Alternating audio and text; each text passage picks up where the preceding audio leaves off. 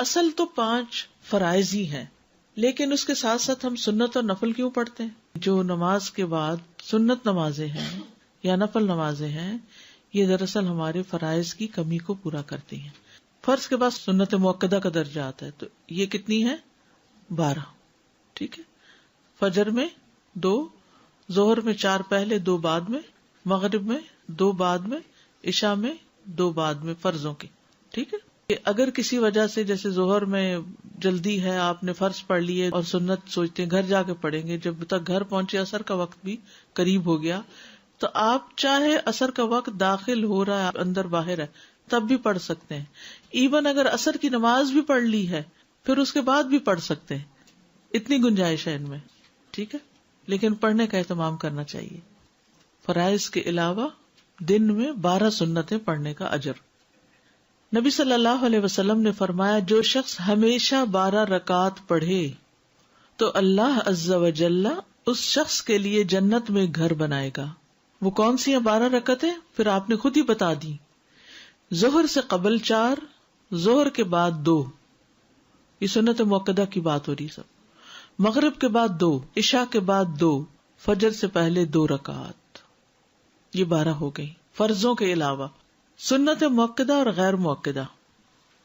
بعض اہل علم کے نزدیک سنت مؤکدہ سے مراد وہ سنتیں ہیں جنہیں نبی صلی اللہ علیہ وسلم نے ادا کیا اور ان پر ہمیشگی اختیار کی، جیسے رواتب سنتیں کا سنن الرواتب، یعنی جن کو چھوڑا نہیں آپ نے، جو فرض نماز سے پہلے اور بعد کی سنتیں اور وتر وغیرہ ہیں، جو ابھی اوپر آپ جن کی تفصیل پڑھی.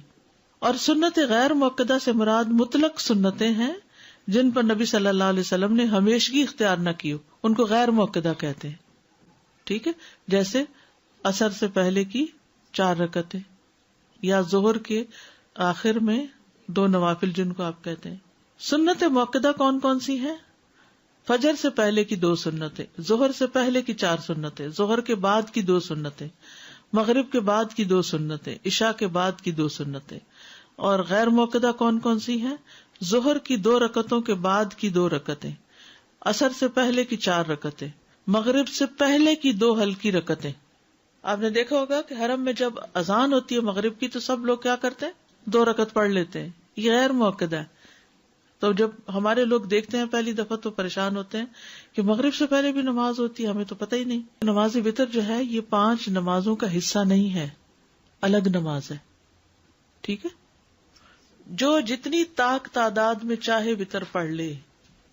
اب وہ ایوب انصاری سے مروی، وہ کہتے ہیں کہ رسول اللہ صلی اللہ علیہ وسلم نے فرمایا، وتر پڑھنا ہر مسلمان پر حق ہے، بس جو 5 وتر پڑھنا چاہے تو 5 پڑھ لے، جو 3 پڑھنا چاہے تو 3 پڑھ لے، جو 1 پڑھنا چاہے وہ 1 پڑھ لے. میجورٹی 3 ہی پڑھتی ہے، لیکن کبھی سفر ہوتا ہے، کبھی بیماری ہوتی ہے تو کوئی حرج نہیں، یعنی رخصت تو موجود ہے نا.